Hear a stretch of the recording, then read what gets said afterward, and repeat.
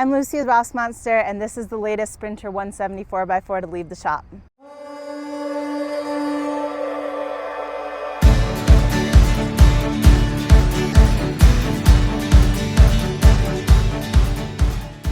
Exterior highlights of this Sprinter 170 include a Sprinter 3500 4x4 rip kit.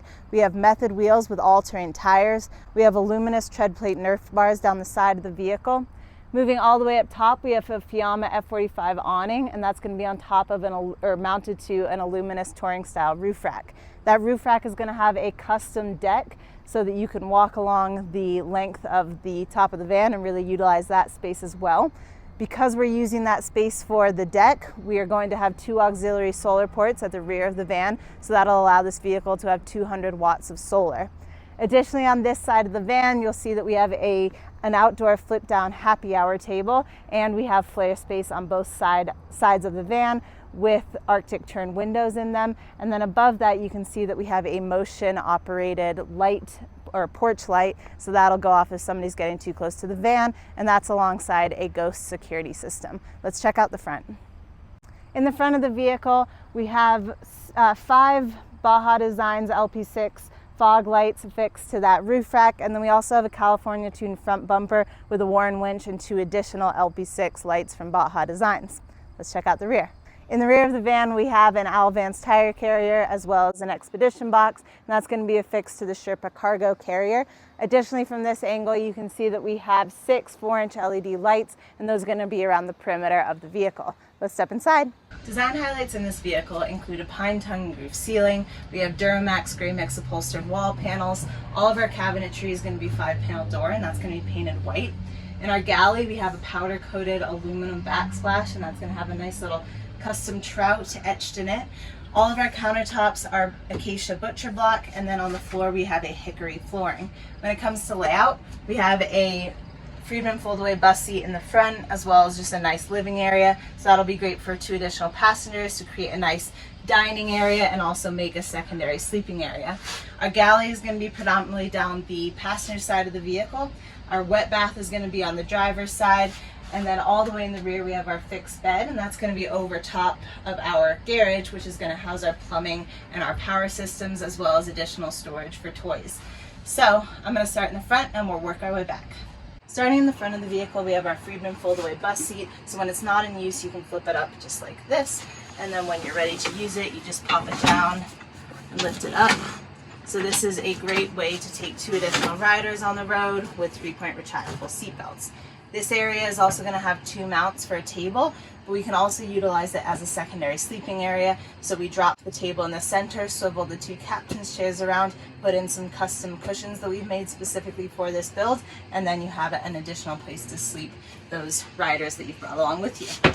In the galley of this vehicle, we have a Rivati 21x20 workstation sink with a custom insert so that will match the countertops in this build. So as I mentioned, we have Acacia butcher block. We have a 24-inch flip-up countertop extension, so you can really extend your workable space in this kitchen. Beneath our sink, we just have a 7-gallon removable gray water tank. That's going to be with a bifold door, so you actually have a nice amount of storage under there as well.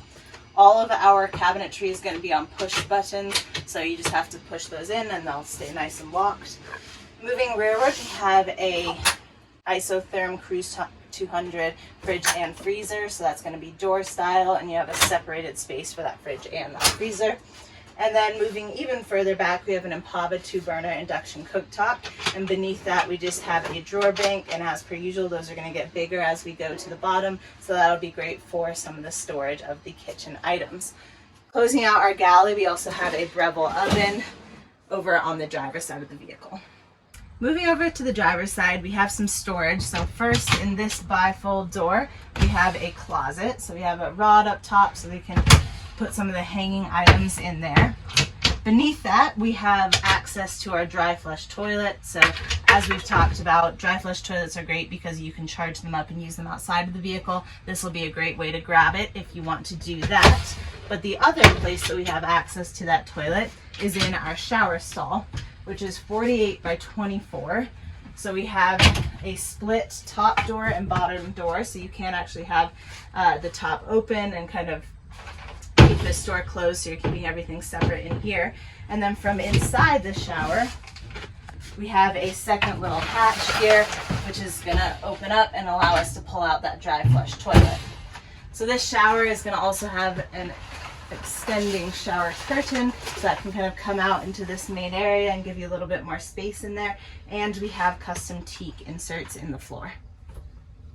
Moving rearward, we have our fixed bed. So this is going to have flare space on both sides with Arctic Tern windows. We have reading lights at the head of the bed on the driver's side. And then back here we also have a monitor. So additionally, we have a hard partition, so that'll separate our garage from our main living area, but also give you a nice access port. Closing out this area, I'll talk about ventilation. So we have a skylight over the bed here, as well as those Arctic Tern windows. We have a Nomadic 12-volt AC unit in the main area of this vehicle, and then we have a MaxxAir fan all the way up front.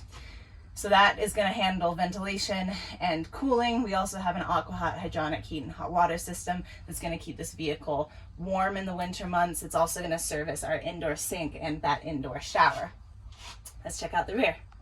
In the rear of the vehicle, you can see that we have bug screens at both the rear door and the sliding door.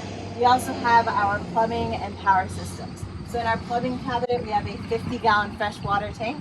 We also have storage for the AquaHot hydronic heat and hot water system, and our exterior shower that will also be serviced with hot water. Additionally, back here we have a gear tray. So that can come out, you can load up your gear and then pop it back in. And then moving over to the passenger side, we have our power system. So in here we have 1,000 amp hours of lithium iron phosphate battery bank, and we have 3,000 watt inverter. And then we're gonna have that 200 watts of solar coming from our auxiliary solar ports. That wraps up this van. I'm Lucy with Rossmönster. Thanks so much for tuning in. Be sure to follow us on Instagram and subscribe to our YouTube channel so you never miss a tour. I hope you have a great rest of your day.